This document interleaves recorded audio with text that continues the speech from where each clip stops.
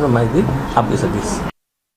એટલે આ ખ્યાતિ ગ્રુપનો આ એક જૂનો ધંધો છે કૃષ્ણા, કે લોકોના જીવ સાથે રમી અને પૈસા પડાવવાના, ને એમાં પણ સરકારની આંખમાં ધૂળ નાખવાના, કારણ કે પીએમજે સરકારી ખાતામાંથી આ પૈસા આવે છે અને સરકારને પણ ચૂનો લગાવવાનો અને લોકોના પણ જીવ સાથે ચેડા શું લોકોના જીવ લેવાના, અને ભૂતકાળ બૂમો પાડી પાડીને વાત કહી રહ્યો છે। બિલકુલ, એક વખત પહેલી વખત નથી, આ પહેલા ખબર છે આપણને કે કેવી રીતે લોકોના જીવ સાથે ચેડા થયા છે, રમત રમાય છે, પરંતુ અત્યારે જે રીતે મહત્વપૂર્ણ સમાચાર મળી રહ્યા છે કે કડીમાં જ આ 4 કેમ્પનું આયોજન કરવામાં આવ્યું હતું। આવી જ રીતે એક કેમ્પમાંથી આવી રીતે દર્દીઓને ઉઠાવવામાં આવ્યા, એન્જિયોપ્લાસ્ટી કરી દેવામાં આવી, 2 દર્દીના મૃત્યુ થયા, પરંતુ આ પહેલો કેમ્પ નથી, આખરી કેમ્પ પણ નથી।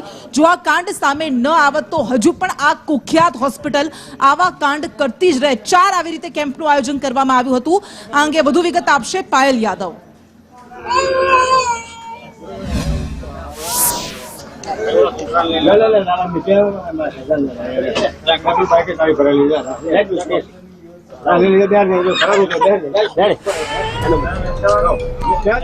ચોક્કસ જે પ્રકારે કડીમાં વધુ એક ખ્યાતિ હોસ્પિટલનું કૌભાંડ સામે આવ્યું છે।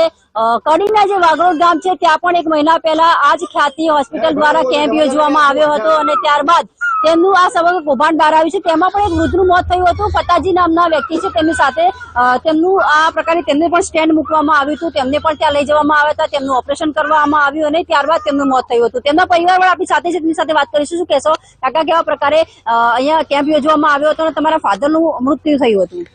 હા, અહીંયા કેમ્પ યોજાયો હતો, એમાં લગભગ 25 જણ જેવા અમારા બધા ભેગા થયા હતા દર્દીઓ, અને બધાને ટેસ્ટ કર્યા અને પછી કે તમારે અમારી હોસ્પિટલ ખેતી છે, અમને અહીંયા આવવું પડશે। એટલે સવારે પછી એમની બસ આવી અને પછી 25 જણ ત્યાં ખેતી હોસ્પિટલમાં જ્યાં હતા। પછી અહીંયા રાત્રે રોકાણ દરમિયાન કીધું કે કાકા તો કે વિમાન મૂકવું પડશે, બરોબર। પછી રાત્રે વિમાન મૂક્યું અને પછી સવારે ઓફ થઈ ગયા। ચોક્કસ હોસ્પિટલ દ્વારા પરિવારને જાણ કરવામાં આવી હતી કે તેમની સાથે જ પરિવારવાળા ગયા હતા, કોઈ સહયોગ કરવામાં આવી હતી? કારણ કે આટલું મોટું જયારે ઓપરેશન થતું હોય છે ત્યારે ચોક્કસ પરિવારને જાણ હોય છે। એટલે એક અમારો ભત્રીજો હતો, એમને એને જાણ કરેલી કે ભાઈ આ કાકાને ઓપરેશન વિમાન મૂકવું પડશે, બરોબર। પછી એમને વિમાન મૂક્યું કે ના મૂક્યું, અંદર લઈ જઈને શું કર્યું શું ના કર્યું કોઈ અમને કોઈ માહિતી નહીં, કોઈ અમને ખબર નથી। જી ચોક્કસ, જે પ્રકારે વાત કરીએ તો અહીંયા જે લોકો છે તેમનું કહેવું છે 1 મહિના પહેલા ખ્યાતિ હોસ્પિટલ જે છે તેને આ જ પ્રકારે જે આજે ઘટના બની છે તેવી જ ઘટના 1 મહિના પહેલા પણ તેઓ કરી ચૂક્યા છે, પરંતુ એના પેટનું પાણી છે નથી હલાવ્યું, ત્યારે પણ એમની પર કોઈ પણ પ્રકારની એક્શન જે છે નથી લેવામાં આવ્યા હતા, અને ત્યારબાદ ત્યારે પણ એક વ્યક્તિએ જીવ ગુમાવ્યો હતો, અને ફરી આના જ ઘટના ફરી કહી શકાય કે વાગોળવામાં આવી રહી છે।